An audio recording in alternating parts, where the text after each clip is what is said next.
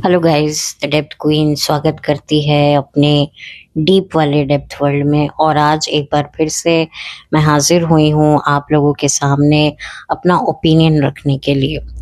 तो आप लोगों को पता ही होगा कि शिल्पा शिंदे का पॉडकास्ट काफ़ी ज़्यादा वायरल हो रहा है, जो शिल्पा शिंदे ने भारती और हर्ष के पॉडकास्ट में जाकर इंटरव्यू दिया है। और एक तरीके से ये पॉडकास्टर्स जो होते हैं, ये जब भी किसी गेस्ट को बुलाते हैं तो ऑब्वियसली वो रिसर्च तो करते ही करते हैं, साथ में वो चाहते हैं कि उनका पॉडकास्ट बहुत ज़्यादा वायरल हो। और वो वायरल तभी होगा जब उस पॉडकास्ट में कुछ ऐसी स्टेटमेंट बोली जाएंगी जिसे सुनकर ऑडियंस के मुंह खुल जाएंगे।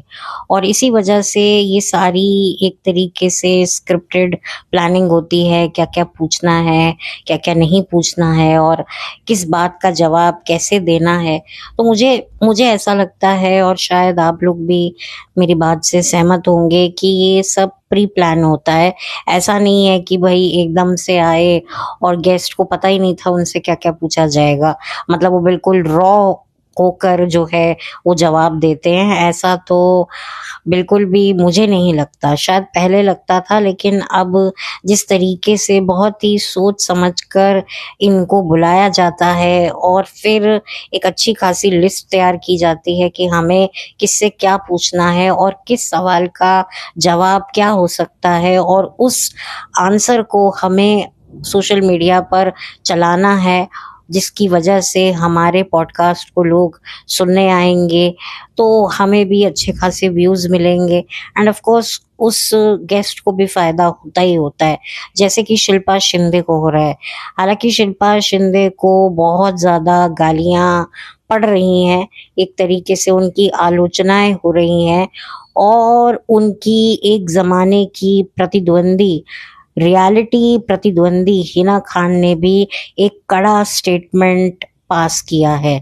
नॉर्मली हिना खान, जैसे कि उन्होंने भी कहा कि वो किसी के मैटर पे ज़्यादा बोलती नहीं है, वो अपने काम से काम रखती हैं, अपने काम में वो बिजी रहती हैं, उनकी एक अपनी लाइफ है, उनका करियर है। और हम सब ने हिना की ग्रोथ को, जर्नी को देखा है, और उनकी पर्सनल जो सिचुएशन है उसको भी हमने करीब से देखा है, जहाँ पर हमने उनको अप्रिशिएट किया है।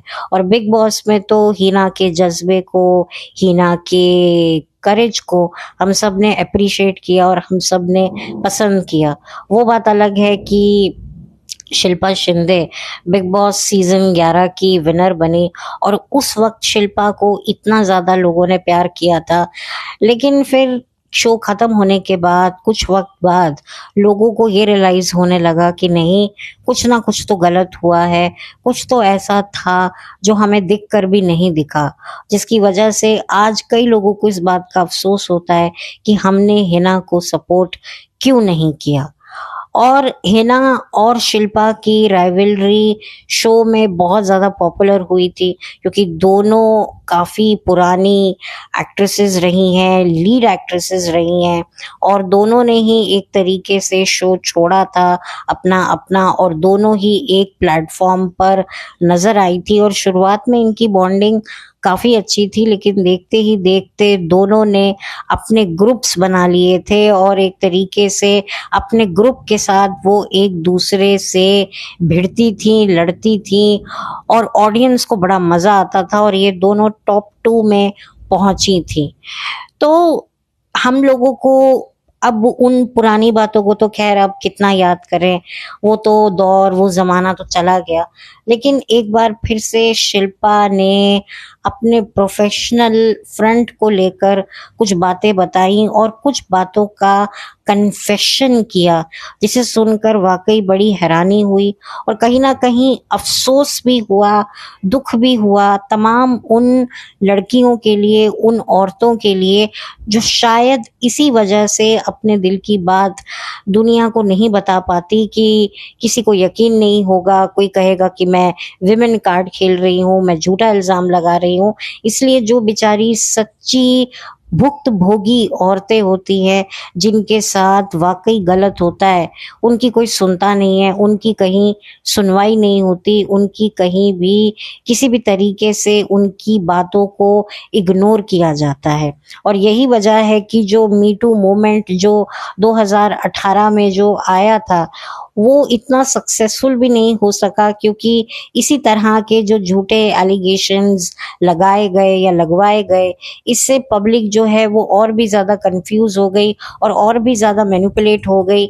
और ये जो मी टू मूवमेंट है, ये एक तरीके से मतलब एक ऐसा मोमेंट बन गया कि भाई ये तो निर्दोष मर्दों को फंसाने का एक झूठा बहाना औरतों ने निकाला है, जबकि कई जो औरतें थीं वो वाकई विक्टिम्स थीं, वाकई उनके साथ गलत हुआ।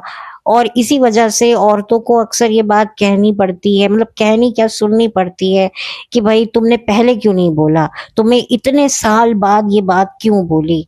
इसी वजह से कि भाई कौन विश्वास करेगा। और यहाँ पर तो शिल्पा शिंदे ने ये कह दिया कि भाई मैंने तो अपने प्रोड्यूसर पर झूठा एलिगेशन लगाया था कि उन्होंने मेरे साथ बदसलूकी की है। मैं उस शब्द को यहाँ अपने चैनल पर नहीं बोल सकती हूँ, लेकिन आप सबने अगर शिल्पा शिंदे का स्टेटमेंट सुना ही होगा या वो पॉडकास्ट सुना ही होगा, तो आपको एग्जैक्टली पता होगा कि उन्होंने क्या बोला है। देखिए, बहुत सारे लोगों ने अपना अपना ओपिनियन दिया। कुछ लोगों ने कुछ ज़्यादा ही मैच्योरिटी दिखाकर शिल्पा को एप्रिशिएट किया कि चलो उसने सच बोला। लेकिन मुझे कहीं न कहीं थोड़ा डाउट भी होता है, क्योंकि अब शिल्पा वापस से उन्हीं प्रोड्यूसर्स के साथ काम कर रही हैं। आई डोंट नो काम कर रही हैं या शो बंद हो गया है, क्योंकि मैं इनका शो भाभी जी घर पे है कभी देखा नहीं है। और मैंने सुना ज़रूर है उस शो के बारे में कि काफ़ी लंबा वो शो रहा है, काफ़ी कंट्रोवर्सीज़ जुड़ी हैं और शिल्पा ने वो शो छोड़ा। शिल्पा ने बहुत सारे एलिगेशंस प्रोडक्शन पर लगाए थे और बहुत सारे स्टेटमेंट दिए थे, इंटरव्यूज़ दिए थे, जहाँ पर उन्होंने रो-रो कर अपनी व्यथा सुनाई थी। लेकिन आज पता चलता है, करीबन 10 सालों के बाद ये बात सामने आती है कि भई वो एलिगेशन जो सबसे बड़ा एलिगेशन था, वो एक झूठा एलिगेशन था। अब इसको सुनने के बाद लोग कितना भी खुला मन रख कर शिल्पा को एप्रिशिएट करें, लेकिन कहीं ना कहीं ये सारी चीजें उन औरतों के लिए मुसीबत बन सकती है जो वाकई इस तरह के सिचुएशन से निकलती हैं। अब इस तरह के स्टेटमेंट से बहुत सारे लोगों की हिम्मतें बढ़ जाएंगी। अगर किसी औरत के साथ कोई बदसलूकी होगी भी और बदले में अगर वो कहेगी कि मैं तुम्हारी बातें जाकर बता दूंगी, तो बदले में फिर उन्हें क्या सुनने को मिलेगा कि तेरी बात पर कोई विश्वास नहीं करेगा। देखा है ना, ये एक एक्ट्रेस ने बोला है ना कि उसने झूठे एलिगेशन लगाए हैं, लोग तुझे भी जज करेंगे। तो मुझे लगता है कि शिल्पा को ये बात नहीं बोलनी चाहिए थी। और कभी-कभी तो मुझे लगता है कि इनका और प्रोड्यूसर का पैचअप हो गया है, तो क्या अब कहीं न कहीं ये एक तरीके से पेमेंट इन काइंड है या वाक़ई उनको पछतावा हो रहा है? क्योंकि जब रिश्ते सुधर जाते हैं, जब रिश्ते अच्छे हो जाते हैं, तब लगता है यार ये नहीं करना चाहिए था और उसका अफ़सोस होना चाहिए था। लेकिन अब मुझे लगता है कि एक ऐसी दुनिया जहाँ पर हर इंसान का अपना एक पॉइंट ऑफ व्यू है, हर इंसान की अपनी एक समझ है और हर इंसान का अपना तरीका होता है जज करने का। ऐसे माहौल में जब आप कुछ कन्फेस कर रहे हो, तो ये सोचना और ये समझना और ये कहना मुश्किल है कि कोई आपकी बात को एग्ज़ैक्टली वैसे ही समझेगा जैसा आप समझाना चाह रहे हो। तो ये नहीं हो सकता, ये पॉसिबल ही नहीं है, ये बिल्कुल भी पॉसिबल नहीं है। और यहाँ पर ज़्यादातर लोगों ने अपनी नाराज़गी ही जताई है कि ये क्यों किया। बहुत सारी महिलाओं ने भी एक तरीके से स्टैंड लिया कि ये क्या था? ये तो मतलब एक तरीके से मतलब कोई मतलब ऑथेंटिसिटी तो फिर रही नहीं ना। कोई भी आकर आँसू 2 घड़ियाली बहाएगा, भले ही वो सच्चे क्यों ना हो, तो लोग उसको सपोर्ट करने से पहले ही 10 बार सोचेंगे, लोग जज करेंगे। तो ये एक तरीके से जो शिल्पा शिंदे, ठीक है, आपका आपके प्रोड्यूसर के साथ पैचअप हो गया, जो भी आपके गिले शिकवे थे, जो भी आपकी रिक्वायरमेंट्स थी, अब पूरी हो गई। तो वो बातों को अब आप ये कह सकती थी कि वो एक सिचुएशन थी, अब मैं उस पे बात नहीं करना चाहती, मेरे और मेरे प्रोड्यूसर के बीच में सब कुछ अब ठीक है, हमने वो उन सारी सिचुएशंस को अब हम पीछे छोड़ आए हैं और अब हम उस पर बात नहीं करते हैं, अब हम बहुत अच्छे टर्म्स में हैं, काम कर रहे हैं। अगर ये भी स्टेटमेंट बोल देती तो कोई बुरा नहीं होता। ठीक है, उनके हो सकता है कि वो सच ही कह रही हों, या फिर ये भी हो सकता है कि उनको ये कहा गया हो कि भई आप जा रही हैं, तो ये चीज़ को आप क्लियर कीजिए, या हो सकता है कि उनसे ये बुलवाया भी गया हो। आई डोंट नो पर्दे के पीछे एग्ज़ैक्टली क्या था, क्या सिचुएशन थी, एग्ज़ैक्टली क्या मसला हुआ था जिसको लेकर ये सारे कदम शिल्पा शिंदे को उठाने पड़े।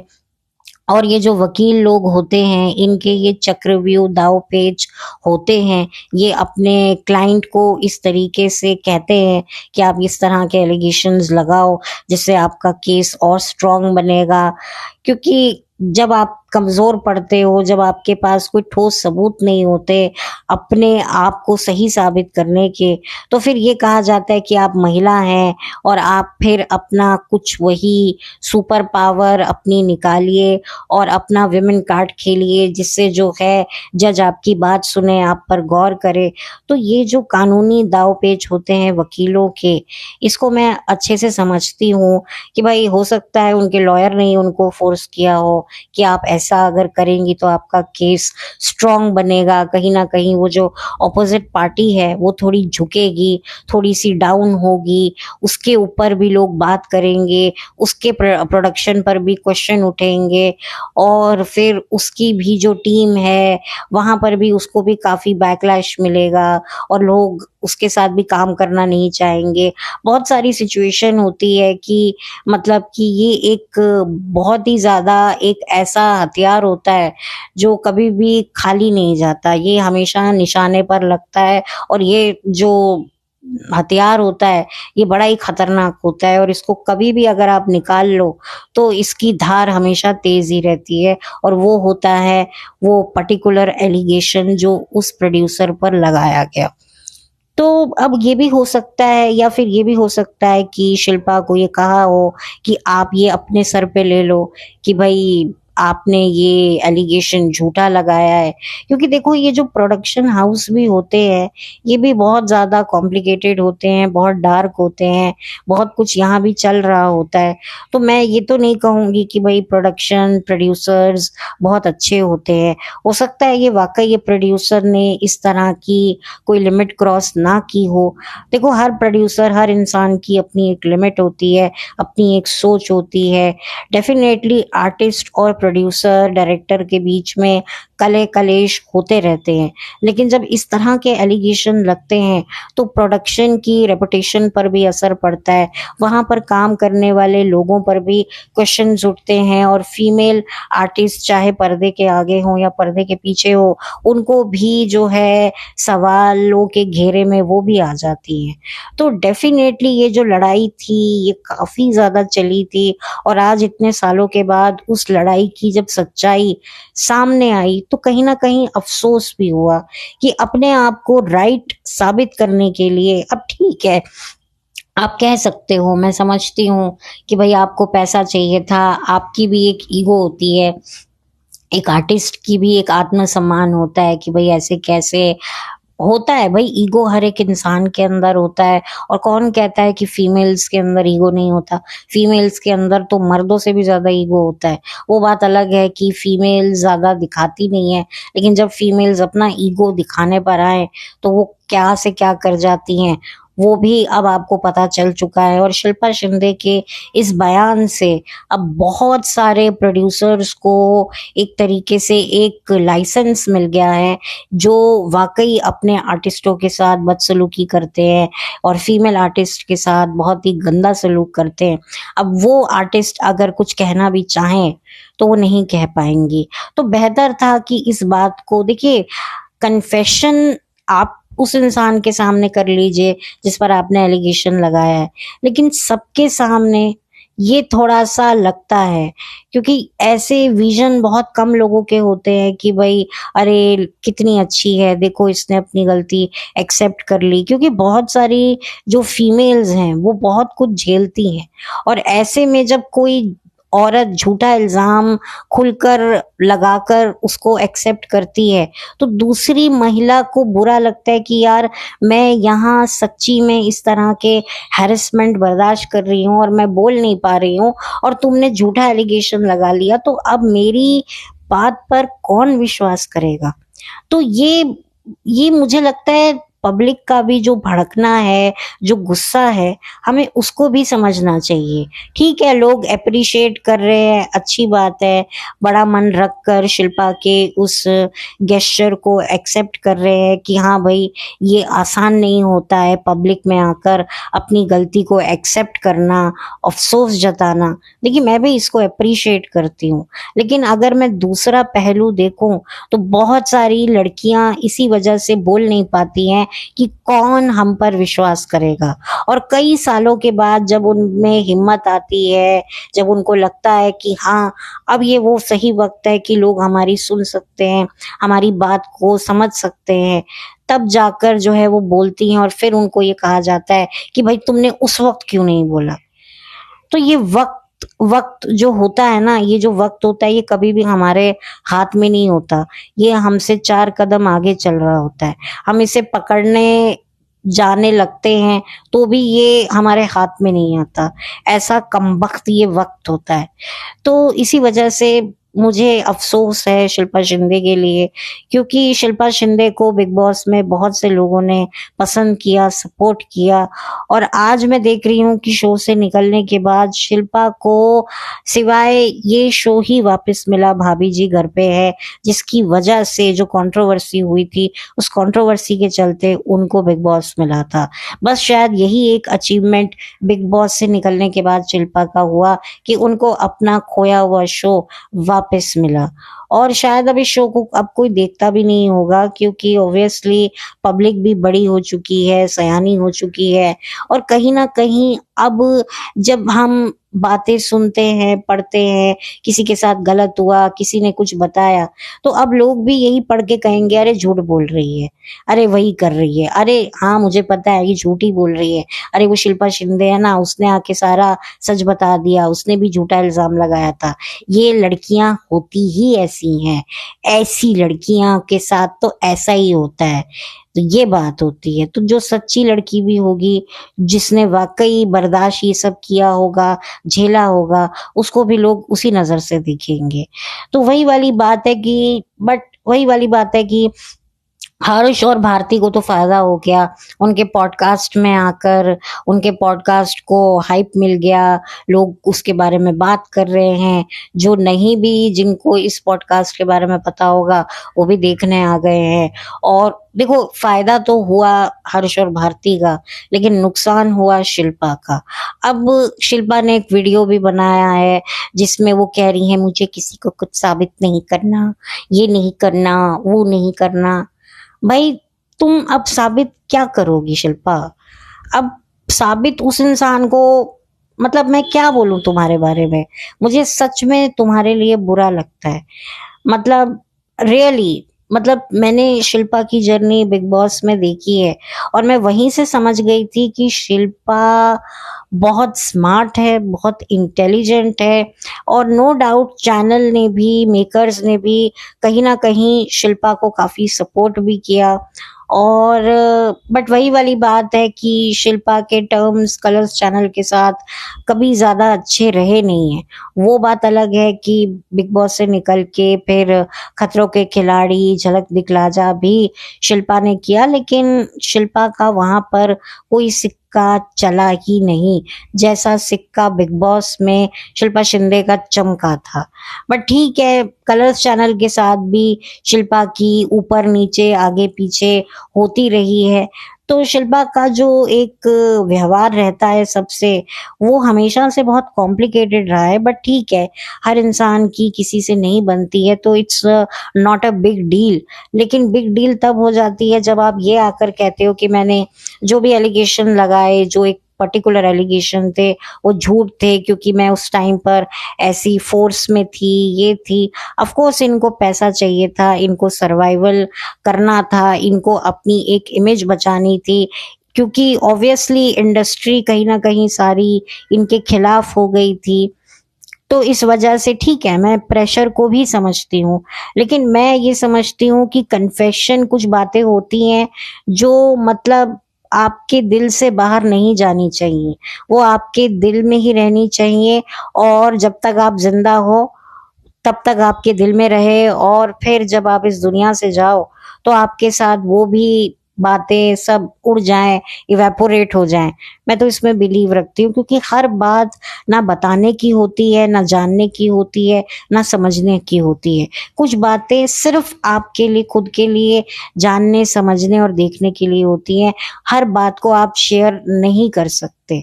शेयरिंग की भी एक लिमिट होती है, तो वो लिमिट आपने क्रॉस कर दी, जिसकी वजह से आपको सब कुछ सुनने को मिल रहा है। और उसके बाद भी आकर आप इस तरह के वीडियो बनाकर अपनी बातों को जस्टिफाई कर रहे हो। देखिए, मैं शिल्पा जी को इतना ही कहूंगी कि आप अब किसी भी तरह की जस्टिफिकेशन आप देनी बंद कर दीजिए। लोग बोलेंगे, अभी कोई बड़ा मुद्दा आ जाएगा तो लोग उस पर बात करेंगे और आपका मुद्दा लोग भूल जाएंगे। तो ये वक्त वक्त की बात है, नई नई बातें होती रहती हैं, लोग अपने व्यू पॉइंट्स देते हैं, फिर कोई इससे भी बड़ी घटना होती है, फिर लोग उस पर व्यू पॉइंट देते हैं, और जो पहले वाली घटना है उसे लोग भूलते जाते हैं। तो ये कोई बहुत बड़ा मसला नहीं है। मैं जानती हूँ कि हर किसी को अपने बारे में ऐसी बातें सुनना पसंद नहीं है, हर कोई अपने बारे में अच्छा ही सुनना चाहता है, और डेफिनेटली अच्छा सुनना चाहता है, और उसका राइट भी है, एक आर्टिस्ट का पूरा राइट है। लेकिन आप ये तो देखो कि आप भी तो पॉइंट ऑफ व्यू समझो कि लोग क्यों भड़के हुए हैं, क्यों ऐसी लड़कियां हैं, क्यों ऐसी बच्चियां हैं जो आपका स्टेटमेंट सुन के उनको तकलीफ पहुंची है, क्योंकि वो खुद उस तकलीफ में गुजर रही हैं, उस तकलीफ से गुजर रही हैं। मुझे याद है सलमान खान ने एक स्टेटमेंट दिया था कि जब वो सुल्तान की शूटिंग करते थे, तो वो शूटिंग के दौरान वो जो कुश्ती वगैरह करते थे, तो उनको ये फील होता था कि उनके साथ वो एक पर्टिकुलर चीज हो रही है। तो उस चीज को भी लेकर लोगों ने बहुत बड़ा जो है, मतलब आप कह सकते हैं, रोष प्रकट किया था कि भाई ये मतलब वो चीज क्या होती है, क्या पता भी है जिस लड़की के साथ वो आर से जो चीज शुरू होती है वो क्या होता है। तो कैसे आप कह सकते हो कि आपको वैसी फीलिंग आती है कि भाई आपके साथ वो हुआ है। मतलब लिटरली देखिए, वही वाली बात होती है, अब लोग बोलना क्या चाहते हैं, लोग समझते क्या है। मतलब मैं ये नहीं कह रही कि जो समझ रहे हैं वो गलत समझ रहे हैं, या जो बोल रहे हैं वो गलत बोल रहे हैं। कई बार हर इंसान आपकी बात को एग्जैक्टली वैसा समझे, ऐसा जरूरी नहीं है। और कभी कभी तो ये लोग जान के इस तरह की स्टेटमेंट बोलते हैं, इनको पता होता है कि बहुत से लोग रिएक्ट करेंगे, अपना ओपिनियन देंगे, तो हमें हाइप मिलेगी। ये तो काफी समय पहले की बात है, सुल्तान भी काफी समय पहले रिलीज हुई थी, शायद वो भी 2016-17 की ऐसी फिल्म है, if I am not wrong, मुझे अब याद नहीं है। हालांकि मैंने सुल्तान और दंगल मूवी दोनों का कंपैरिजन किया था अपने चैनल पर, बहुत ही शुरुआती दौर में, आप चाहें तो वो पॉडकास्ट सुन सकते हैं।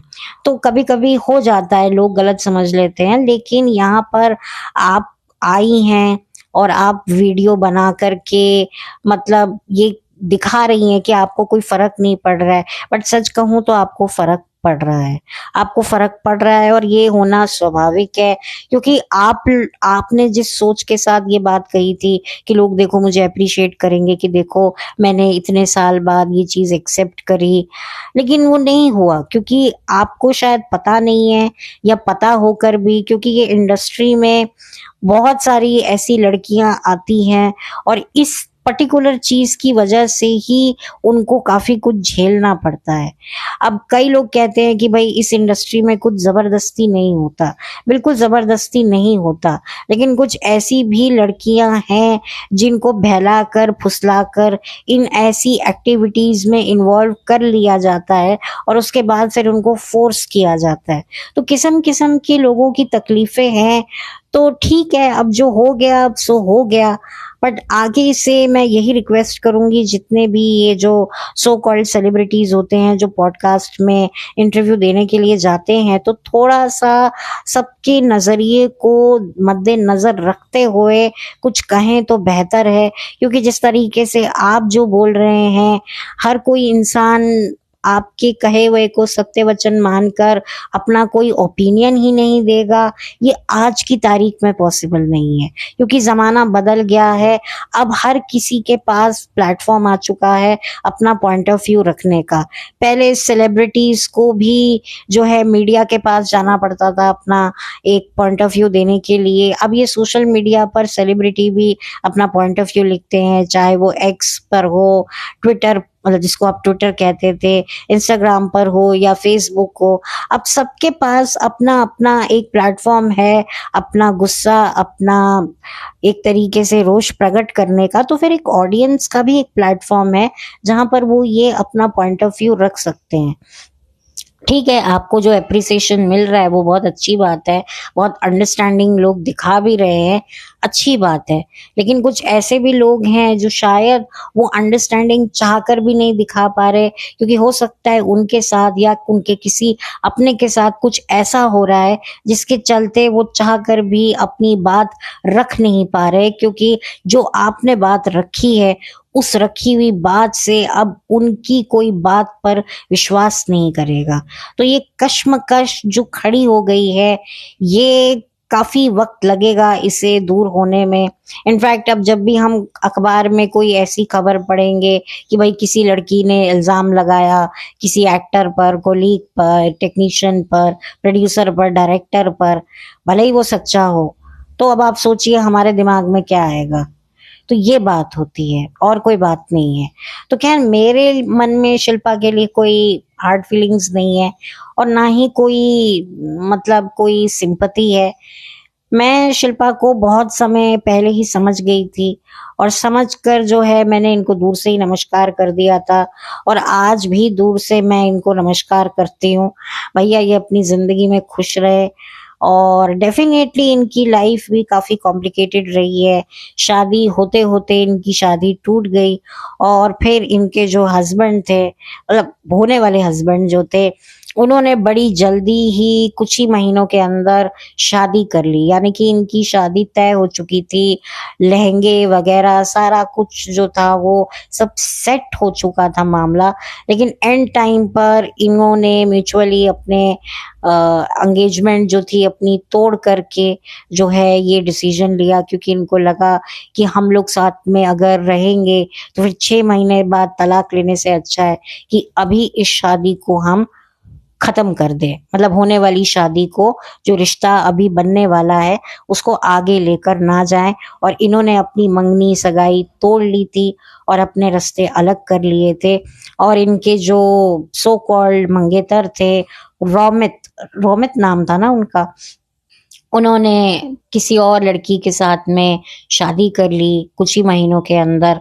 तो डेफिनेटली ये एक थोड़ा सा तो डिफिकल्ट होता ही है। भले ही आप एक प्रैक्टिकल वे से एक लड़की जो है शादी को अपनी तोड़ती है कि नहीं भाई ये शादी मैं नहीं करूँगी क्योंकि हमारे भविष्य के लिए ये सही डिसीजन है, लेकिन इमोशनल फ्रंट पर हर लड़की का दुख तो होता ही है कि यार इस लड़के से मैं शादी करने वाली थी, क्या क्या सपने देखे थे, क्या क्या बातें हमने एक दूसरे से कही थी, क्या कस्में वादे खाए थे, अब वो किसी और के साथ खा करके शादी करके बैठ गया है। तो डेफिनेटली मैं शिल्पा की साइकोलॉजी को भी समझती हूँ। और शिल्पा ने बताया भी था कि इंटरव्यू में कि उनका जो शादी का आउटफिट भी रेडी हो गया था। तो ये किसी भी लड़की के लिए काफी डिफिकल्ट फेज रहा। फिर इनके कुछ और सो कॉल्ड रिलेशनशिप्स थे जो वर्कआउट नहीं हुए, जिसमें से इनका कहना सिद्धार्थ शुक्ला के साथ भी इन्होंने जो बातें बताई, जो चीजें करी, अब वो कितनी सच थी कितनी झूठ थी वो मुझे नहीं पता, लेकिन वो भी चीजें सामने आई। तो वही वाली बात है कि शिल्पा की लाइफ काफी कॉम्प्लिकेटेड रही, और इतनी कॉम्प्लिकेशंस झेलने के बाद अब मुझे लगता है इनको, अगर इनका कोई सच्चा साथी है तो वो साथी कॉम्प्लिकेशंस ही हैं, क्योंकि बिना कॉम्प्लिकेशंस के ये अपनी लाइफ को आगे नहीं बढ़ा सकती हैं। ये खुद चाहती हैं कि इनकी ज़िंदगी में कुछ ना कुछ तो एक्साइटमेंट बनी रहे, और वो एक्साइटमेंट तभी बनी रहेगी जब कोई कॉम्प्लिकेशंस ये फेस करेंगी। और सब कुछ अच्छा चल रहा था, सब कुछ नॉर्मल था। ये वापस से भाभी जी घर पे है, आ गई, इनका पैचअप हो गया। लोगों ने भी आश्चर्य जताया। ठीक है, पैचअप होता है इस प्रोफेशन में, ना कोई ज़्यादा देर तक आपका दुश्मन रहता है ना दोस्त रहता है, तो ये बात समझ में आती है। लेकिन जब आकर इन्होंने ये बात बताई तो ये बात डेफिनेटली एक बार में तो हजम नहीं होती है। बहुत सारा पानी पीना पड़ता है, सैरे कर कर मुझे इस बात को हजम करना पड़ा कि अच्छा इन्होंने जो है फेक एलिगेशन लगाया था। ऐसा ही शायद बहुत सारे लोगों को हो रहा है, बट ठीक है, फिर भी मैं इनको ना गलत बोलूंगी ना सही बोलूंगी। मैं सिर्फ यही बोलूंगी कि ठीक है, बट जितनी भी लड़कियां हैं जिनके साथ वाकई ये सब कुछ होता है, मेरी सहानुभूति उन लड़कियों के साथ है। और जो भी वो झेल रही हैं, तो मेरी सारी शुभकामनाएं और सहानुभूति उन लड़कियों के साथ है। इवन लड़कों के साथ भी है जो बहुत कुछ झेलते हैं, बहुत कुछ बर्दाश्त करते हैं इस प्रोफेशन से। लड़कों की साइकोलॉजी ज़्यादा हैम्पर करती है, खास तौर पे जब उनकी ज़िंदगी में कुछ ऐसे ही लोग आ जाते हैं जो उनको मतलब अब आप लोगों को सब समझ में आता ही है। आप लोग इतने सालों से मेरे चैनल से जुड़े हुए हैं, 2 सालों से जुड़े हुए हैं, तब आपको भी पता होगा कि क्या-क्या चीज़ें लड़कों के साथ भी होती हैं। तो मैं उन सभी को शुभकामनाएँ देना चाहूँगी और उनके शुभ जीवन के लिए यही कामना करूँगी कि उनके सारे सपने पूरे हों। और बस हिम्मत रखिए, कोशिश करिए और कोई और रास्ता निकालिए, तो हो सकता है कोई बात बन जाए। मैं तो यही दुआ करूँगी कि भाई ऐसे शॉर्टकट मत लीजिए, जिसे लेने के बाद आपकी ज़िंदगी शॉर्ट हो जाए, जिससे आपको जो है आपकी लाइफ में शॉर्ट सर्किट शुरू हो जाए। तो बस मैं यही कामना करूँगी। तो इसी के साथ अब मुझे इस वीडियो को बंद करना है और आप लोगों से दोबारा मिलना है, क्योंकि बंद नहीं करूँगी वीडियो तो दोबारा कैसे मिलूँगी। तो ये मेरा एक पॉइंट ऑफ व्यू था, कोई हेट नहीं था। और आप लोग बताइएगा आपका क्या पॉइंट ऑफ व्यू है। तो जो भी आपका पॉइंट ऑफ व्यू है वो मेरे साथ ज़रूर शेयर कीजिएगा और मेरे चैनल को सब्सक्राइब कीजिए, वीडियो को लाइक कीजिए। कुछ कहना चाहते हैं तो कमेंट सेक्शन हाजिर है। और अगर मेरा ये वीडियो आपको बहुत ही अच्छा लगता है और किसी और के साथ शेयर करने लायक लगता है तो ज़रूर कीजिए। मुझे इंतज़ार रहेगा आप लोगों के कमेंट्स का। Thank you so much.